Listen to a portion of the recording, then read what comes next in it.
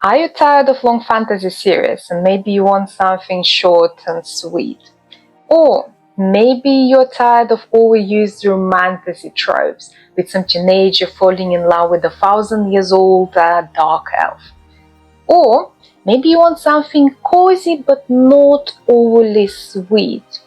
How about cottagecore on a graveyard? I think it's a fair ask, no? Or maybe you want a story with necromancers being the good guys. If you said yes to any of these points, I would like to recommend you a book that I finished just recently, Hills of Heather and Bone by K.E. Andrews. And in my opinion, this is a wonderful example of a romantasy how it should be. And let me explain you why. But first of all, let me start with the world building and just introduce you to the world of the book. The whole story is happening on an island, Erigal, and the world building and the feel of this world feels really similar to the Scottish culture. There is a very interesting soft magic system in this book, and if you're like me and you don't really vibe with a hard magic system, probably you would like this one. But in this story we have blood gifters. These are the people that possess different magic abilities. But this is not this type of soft magic system when people have practically unlimited magical abilities and can will anything they want. In this world, blood gifts are separated by some sort of classes when people have different blood gifts, and not actually all people have magic. There are some people that are adept at controlling elements, classic magic systems. They can control fire, wind, water, but at the same time there are more interesting magical abilities. For instance, when people can communicate with animals and they control their minds in order to achieve a certain task. Or there are some mages that can help with the growth of plants, or they can mend the body, or our favorite necromancers. As you can see, mages have different specializations, but some people can possess two gifts at the same time. And this book also has a very surprising and interesting and deep religious system, which is not very common in such short standalone books. In this book we get a background on religious beliefs, we get introduced to gods and rituals and how religion affects life of people on daily basis. And at the same time we see the main conflict of this religion, which is directly affecting our main protagonist, because according to this religion, necromancers are despised and feared because they can raise the dead. But at the same time, it's not that simple as that, because when you read the story, you will see that there is so much more to necromancy in this world. And you see that necromancers are actually probably the good guys here. But now I would like to actually touch on the romantasy aspect of this book. Why I personally love this book. Even though if you watched my videos, you know I am not a fan of the genre. And you probably then already know why I'm not a fan of the genre, because I simply don't like these overused tropes and romantasy books. And I don't really like a heavy focus on the beginning of the relationships in my books. But in this book we are following a couple, Marana and Percy, and they've been married for 10 years when we start the story. And it's already such a contrast to other romantic stories that I've tried before. And it's so much appreciated by me, because I would like to have more stories when we are focusing on established couples. And we obviously get some background on their love story as well. We see how they met, how their relationship blossomed, how they get married, and how they're staying together. And it's so beautiful, because I found it so refreshing.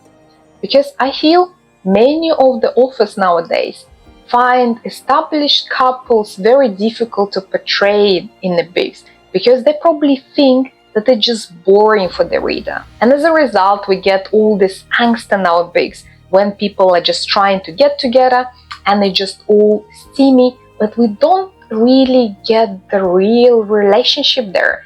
Because in the beginning, it just pretty much lasts. It's not about love.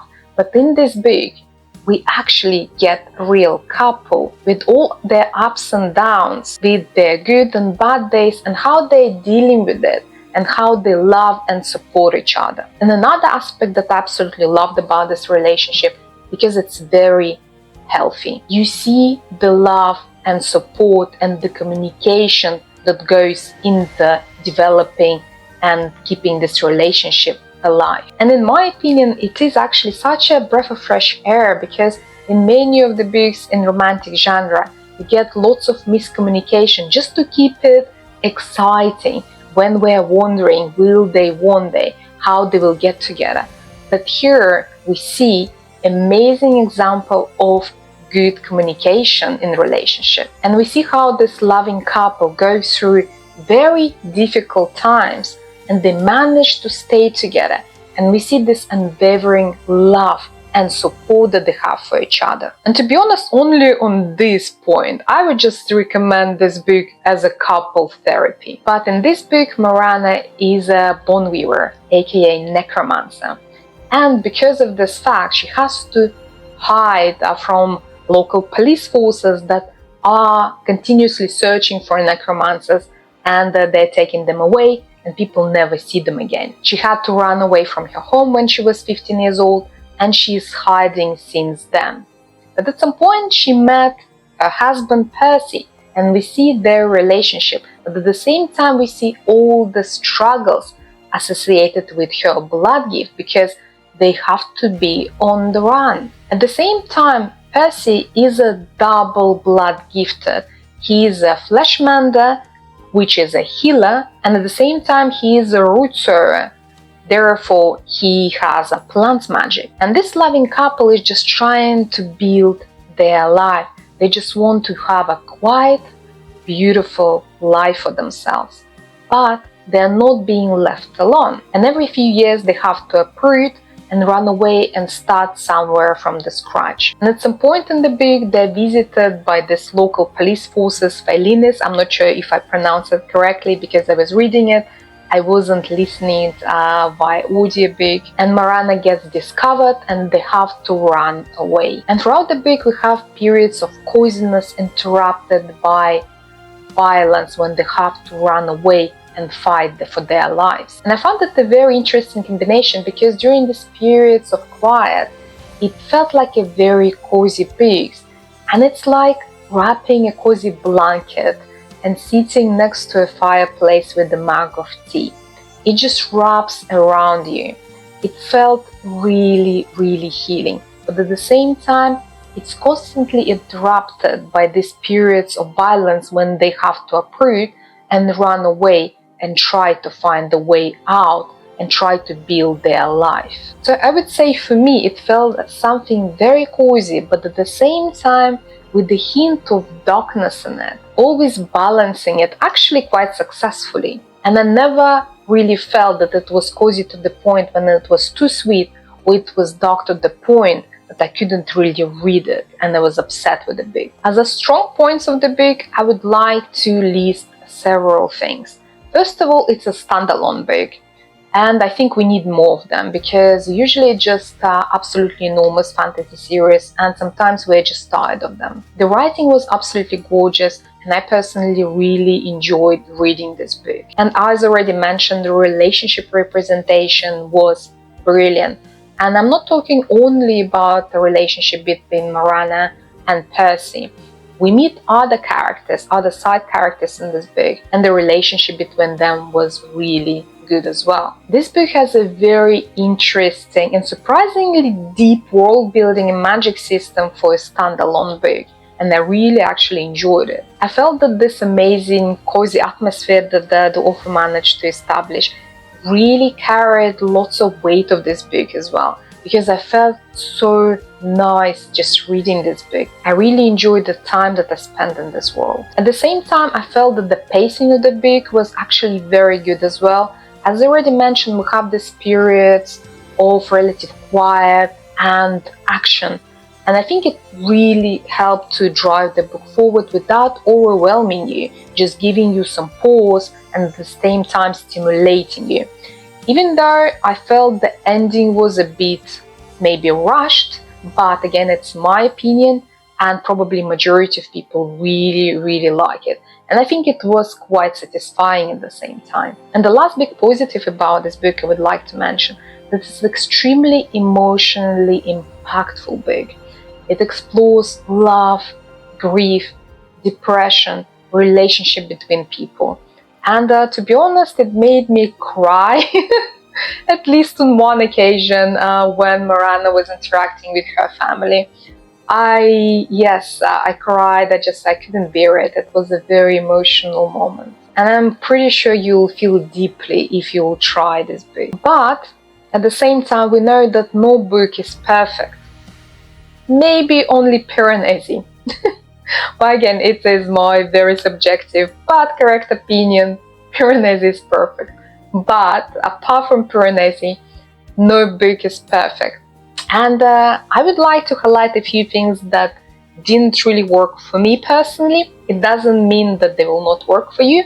Again, the same can be said about the positives of the book that I already mentioned. But this is a list of negatives for me. I personally found villains of the book and the conflict between villains and Miranda and Percy not fully explored. We didn't really get much of a motivation for the villains apart from the reason that necromancers should die, and it was just a relentless pursuit of this goal without too many shades of grey in between, to be honest. And at the same time, I was a bit confused because when villains were introduced to the story, it felt very intentional. It felt like they really came there from Miranda, and it felt that they knew her, especially because at some point they knew her name and she was wondering how they know her. The whole conflict of the story felt very intentional, and I was really waiting for the resolution, which in my opinion never really came. Therefore, I personally feel it wasn't really explored to its full potential. Action scenes felt a bit choppy to me, because on a few occasions I felt that maybe I just missed a paragraph and I was wondering what had just happened. But apparently no, I didn't miss anything, and it was just this way. Certain things just happened out of the blue, and I was just wondering. So I felt the action could be written a little bit smoother. And we have at least one incident of Deus Ex Machina in the book. I would say probably two, but at least one very glaring one when a certain thing happened and it just saves the day without any background or reason for it. I know lots of people don't really have problem with it, and I didn't have problem with it personally, but if you don't like this sort of devices in your stories, know that it's present here. And at the same time, I found mythical creatures that we encounter in the story very intriguing. But I feel again they weren't really explored, and at least once it was the Deus Ex Machina mechanism when it was actually used to save our heroes, and we never really got any follow-up on it. We don't know why it happened, how it happened, and we never really heard of it after that. But it is very important to understand that this book is not focused on action. Because if you notice, all these negatives that I mentioned are actually associated with action scenes or with the action conflict of the story. Where the story shines is actually in its exploration of relationships between humans, and it doesn't really focus on the action. And if you're an action-driven reader, maybe this book will not be the right one for you.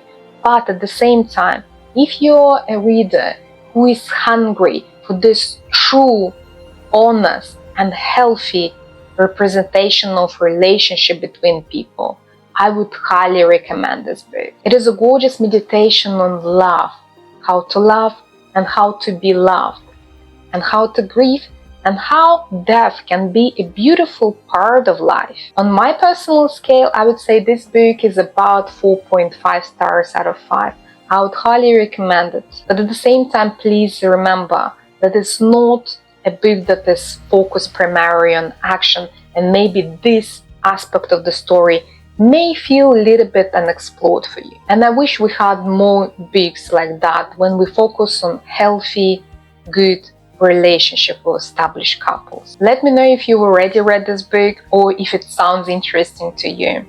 I would like to discuss it with you. See you soon. Bye.